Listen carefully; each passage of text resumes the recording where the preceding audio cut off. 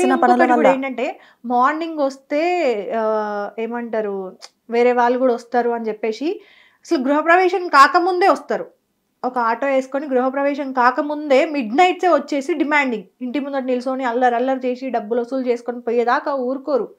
అట్లా అయిపోయింది. అంటే పంచుకుంటున్నారు.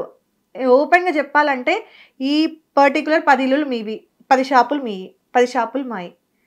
అంటే నాకున్న క్వశ్చన్, నాతో పాటు చాలా మందికి ఉన్న క్వశ్చన్ ఏంటంటే, మీరు ఫిజికల్గా చేంజెస్ ఉన్నాయి, బయోలాజికల్గా చేంజెస్ ఉన్నాయి అనుకున్నప్పుడు ఫిజికల్గా కూడా మీరు చేంజ్ అయ్యారు, కంప్లీట్గా ఒక అమ్మాయిగా మారారు. కానీ ఎక్కడ ఎవరు కూడా లక్కీగా ఇప్పుడు మీ పేరెంట్స్ మిమ్మల్ని అర్థం చేసుకున్నారు, యాక్సెప్ట్ చేశారు. ఎక్కడైనా చదువుకోవద్దని చెప్పారా? లేదు. సొసైటీలో గౌరవంగా బతకొద్దని చెప్పారా? చెప్పలేదు. మీరు ఒక జాబ్ చెయ్యొద్దు అని చెప్పారా? ఓన్గా బిజినెస్ స్టార్ట్ చేయొద్దు అని చెప్పారా? చెప్పలేదు. కొంతమంది ఇప్పుడు ఎవరైతే మీరు అంటున్నారో 10 మందిలో ఒక 5 మంది నార్మల్గా అబ్బాయిలు చీరలు కట్టుకొని ఇంకో 5 మందిని అలా చేస్తున్నారని మీరు అన్నారు కదా, కొంతమంది వల్ల మాకు ఇలా పోతుంది అని. కొంతమంది నెగిటివ్ మాటల వల్ల మీరెందుకు మీ లైఫ్ని అక్కడే ఆపేస్తున్నారు? చదువుకోవట్లేదు, జాబ్స్ చేయట్లేదు, బిజినెస్లోకి రావట్లేదు, ఎందుకు? సో ఇది కూడా కరెక్ట్ క్వశ్చన్. సో ఈ సమాజం ఎలా ఉంది అంటే, నాకు ఇప్పుడు చదువుకోవాలనిపిస్తుంది. సో చదువుకునేటప్పుడు, ఇప్పుడు నా లైఫ్లో నేను చదువుకునేటప్పుడు నాకు అగెనిస్ట్గా ఎవరు మాట్లాడలేరు, సో ఎవరు నన్ను అవహేళన చేయలేదు కాబట్టి నాకు సరిపోయింది. కానీ ప్రతి ఒక్క ట్రాన్స్ఫర్మేషన్ లైఫ్ అలా ఉండదు. నిజానికి నేను ఉన్నంత కంఫర్టబుల్గా ఇంకెవరు ఉండరు. సో ఎలా అంటే, వాళ్ళు చదువుకునేటప్పుడు నువ్వు చెక్క, నువ్వు ఇది అది అంటే వాళ్ళ మనసు ఎంత బాధపడుతుంది. అప్పుడు చదువుకోవాలన్న థాట్ ఉంటుందా వాళ్ళకి? ఉండదు. ఒకవేళ చదువు అంతా అయిపోయింది, ఓకే ఇవన్నీ కష్టాలు పడ్డాక చదువు అయిపోయింది, నేను జాబ్ చేయాలి, సో సర్చింగ్ ఫర్ జాబ్ అన్నప్పుడు ఎలా జాబ్కి వెళ్ళేటప్పుడు మీరు ట్రాన్స్ ఉమెన్, సో ఒకవేళ జాబ్ ఇస్తే పక్కనున్న వాళ్ళు కంఫర్టబుల్గా ఫీల్ అవుతారా, ఓకే వీళ్ళ వల్ల ఏమైనా ఇబ్బందులు వస్తాయా, అసలు వీళ్ళు చెయ్యగలరా అన్న థాట్లో వాళ్ళు కూడా పెండింగ్లోనే ఉంచుతారు. సో అప్పుడు కూడా ఏమవుతుంది, మళ్ళీ బాధపడతాం, వీళ్ళు ఇస్తారో ఇవ్వరో అన్న ఆలోచనతో ఆగిపోతాం. ఇంకా మిగతా అంటే ప్రతి ఒక్క ట్రాన్స్ ఉమెన్ లైఫ్లో కష్టాలు ఉంటాయి కాబట్టి వాళ్ళ మనసు కష్టాలకి ఇంకా పరిమితం అయిపోయి ఉంటుంది. బ్రెయిన్ ఇంకా ఫిక్స్, ఇంకా మా లైఫ్లో ఇవన్నీ మాకు అగెనెస్ట్గానే ఉంటాయి, మా జీవితంలోకి ఏవి రావు, సో ఏవి మా చేతుల్లో ఉండదు, మేము చెయ్యలేము అన్న ధీమతో ఆగిపోయారు తప్ప, మేబీ ఇప్పుడు కూడా అర్థం చేసుకుని ఎవరైనా గట్టిగా పోరాడి ముందుకెళ్ళాలనుకుంటే ఖచ్చితంగా సాధించగలం. ఎగ్జాంపుల్ నేనున్నాను, ఇప్పుడు అందరి ట్రాన్స్ ఉమెన్లో నేను ఒక ట్రాన్స్ ఉమెన్నే. సో నాకు సినీ ఫీల్డ్ అంటే ఇంట్రెస్ట్, నేను ఖచ్చితంగా చెప్తా ప్రతి సోషల్ మీడియాలో. సో ప్రస్తుతానికి కమ్యూనిటీలో ఏ పరంపర వృత్తులు ఉన్నాయో అవన్నీ నేను చేస్తున్నా, నాకు ఉపాధి దొరికేంత వరకు ఖచ్చితంగా చేస్తూనే ఉంటా. వన్స్ ఒకసారి నాకు జాబ్ కానీ ఏదైనా ఆపర్చునిటీ వస్తే ఇవన్నీ వదిలేస్తానని గట్టిగానే చెప్తున్నా కదా. సో రానంత వరకు నేను చేస్తూనే ఉంటాను నా ఉపాధి కోసం, తప్పదు. నేను ఎందుకు ఈ క్వశ్చన్ అడిగానంటే, ఇప్పుడు లైక్ నార్మల్గా మీరు సర్జరీకి వెళ్ళాలంటే చాలా ధైర్యం కావాలి, అవునా, చాలా గట్స్ ఉండాలి, వెళ్తే మళ్ళీ రిటర్న్ వస్తారో లేదో కూడా తెలిసి అంత తెగించి వెళ్తారు, మారాలి అన్న కోరిక అంత ఉంటుంది మీకు, అవునా. అంత అంటే ఏమంటారు దాన్ని, అంత ధైర్యం దానిలో పెట్టినప్పుడు వన్స్ బయటకు వచ్చిన తర్వాత మీకు ఏదైనా సరే ఇలా అనిపిస్తుంది అంటే అసలు కనీసం పట్టించుకోం, అవునా. ఇవన్నింటికి రెడీ అయ్యే మనం ముందుకెళ్తాం, అవునా. సో వాటన్నింటి ముందు మాటలు ఎంత నిజం, సర్జరీకి మించిన మాటలా ఇవి, ఆ నొప్పికి మించిన మాటలా కాదు.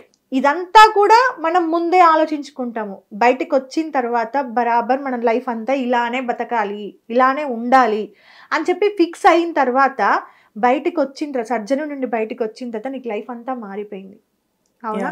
అప్పుడు నీకు ఈ మాటలన్నీ అసలు కనిపించొద్దు, నువ్వు ఏదైతే అనుకుంటున్నావో దాని మీదనే ఫోకస్ పెట్టాలి. కానీ నేను ఇన్స్టాగ్రామ్లో కొన్ని వీడియోస్ కూడా చూసినామా, సర్జరీ అయిపోయింది, లైక్ మీకు పూజ అవన్నీ కూడా ఉంటుంది, అంతా అయిపోయింది, బెగ్గింగ్ చేయడాన్ని కూడా నేర్పిస్తున్నారు కొత్తగా తీసుకెళ్ళి. నేను ఇన్స్టాగ్రామ్లో ఒక వీడియో చూసిన, నాకు భలే కోపం వచ్చింది. ఒక గురువు అన్న వాళ్ళు వీళ్ళ లైఫ్, మన బతికిన లైఫ్ వీళ్ళ ఇలా బతకొద్దురా, మనము వీళ్ళని ఏదో ఒకటి చెయ్యాలి, వీళ్ళు ఏదో ఒకటి సాధించాలన్న సపోర్ట్ చెయ్యాలి. కానీ కొంతమంది తీసుకొని వెళ్తున్నారు, ఇలా ఇలా అడుగు అని ట్రైన్ చేస్తున్నారు. ఇది ఎలా అంటే ఒక ఆచారం ఉంది, అంటే మాకు సర్జరీ అవుతుంది, ఫస్ట్ నుంచి మేము బెగ్గింగ్ చేస్తాం కదా సర్జరీకి ముందు, సర్జరీ కోసం మనీ కావాలి అని. సర్జరీ అయిన తర్వాత స్నానం పూజ అయిపోతుంది కదా, పూజ అయిపోయిన తర్వాత మమ్మల్ని అదే ప్లేస్కి మళ్ళీ తీసుకెళ్తారు బెగ్గింగ్కి, ఆ 1 డే మాత్రం. ఎందుకంటే నువ్వు ఫస్ట్ ఎలా అయితే చేసావో ఈ రోజు ఖచ్చితంగా అది చేయాలి, ఒక్కరోజు మాత్రం. సో అది పురాతన కాలం నుండి వస్తున్న ఆచారమే. ఓకే. సో ఆ రోజు మాత్రం ఖచ్చితంగా అలా చేయాలి. మిగతా డేస్ అనేసి గురువులు ఏవి అలా చెప్పరు. సో అది మన ఇష్టానుసారం మనం చేసుకోవాల్సిందే. ఓకే. సో 1 డే ఆచారం కోసం చేశారు, అది పూజలో భాగం చేసాము, మన వృత్తి ఇది కాబట్టి అన్నట్టుగా చేసుకున్నాం. బట్ ఎవరు డిసైడ్ చేయలేదు ఇదే మీరు వృత్తి అని చెప్పి, ఎవరు డిసైడ్ చేయలేదు. మనం అనుకున్నాం, మనం పెట్టుకున్నాం. మనుషులకు ఉన్న ఇప్పుడున్న రూల్స్, అది ఆడ మగ ఎవరికైనా కానీ వాళ్ళు పెట్టుకున్న రూల్సే, వాళ్ళు పెట్టుకున్న ఆచారాలే, ఎవరు పెట్టలేదు అది. సో దాని తర్వాత అయినా సరే వాళ్ళ లైఫ్ని, ఇప్పుడు ట్రాన్స్ ఉమెన్స్లో ఐపీఎస్ ఉన్నారు, ఐఏఎస్ ఉన్నారు, కలెక్టర్స్ ఉన్నారు, లాయర్స్ ఉన్నారు, గవర్నమెంట్ ఏమంటారు ఎంప్లాయీస్ ఉన్నారు, ఈవెన్ పాలిటిక్స్లో కూడా ఉన్నారు లేరా, అన్నిట్లలో ఉన్నారుగా.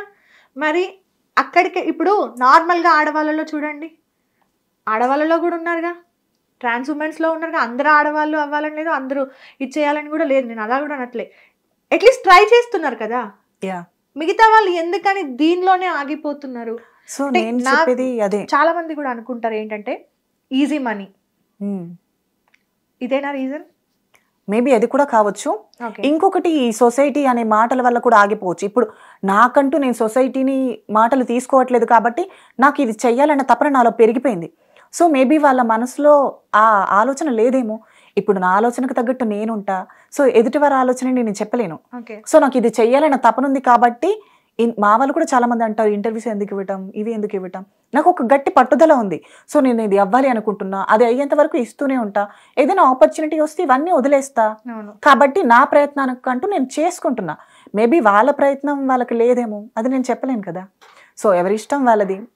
నాకంటూ ఒక ఆలోచన ఉంది, ఖచ్చితంగా అది ఫాలో అవుతా. గుడ్. అందరూ కూడా మీలా ఆలోచించాలి. రీసెంట్గా కూడా మన గవర్నమెంట్ కూడా చెప్పింది, ట్రాఫిక్ వాలంటీర్స్గా నేను గవర్నమెంట్ జాబ్స్ ప్రొవైడ్ చేస్తాము అని చెప్పడం. నిజంగా అలాంటి గవర్నమెంట్ జాబ్స్ ప్రొవైడ్ చేసిన లేదా ప్రైవేట్, ఇప్పుడు ఒకసారి గవర్నమెంట్ జాబ్ సక్సెస్ఫుల్గా చేస్తే కనుక ప్రైవేట్లో ఇప్పటివరకు ఉన్న నెగటివిటీ పోతుంది, ఖచ్చితంగా మెల్లిగా తగ్గుతుంది. ఇప్పటికీ కూడా మా కమ్యూనిటీలో చాలా ట్రాన్స్ ఉమెన్స్ వెల్ ఎడ్యుకేటెడ్స్ ఇంకా ఎదురు చూస్తూనే ఉన్నారు. మేబీ మాకు కూడా గవర్నమెంట్ ఒక సపోర్ట్ ఇస్తుంది, ఒక ఛాన్స్ ఇస్తుంది. సో ఈ ట్రాఫిక్ వాలంటీర్స్ గా చెప్పారు కదా రేవంత్ రెడ్డి గారు, సో దానికోసం కూడా ఇప్పటికే మా వాళ్ళు వెయిట్ చేస్తూనే ఉన్నారు.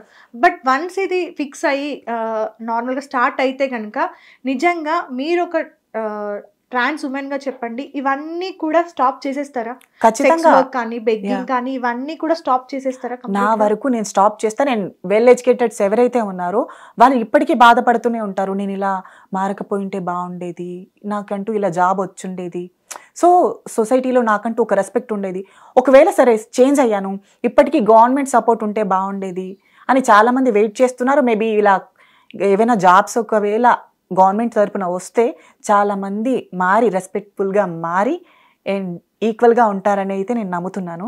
ఓకే. సో ఆ జాబ్స్ వస్తే కనుక ఇంకా ఇవన్నీ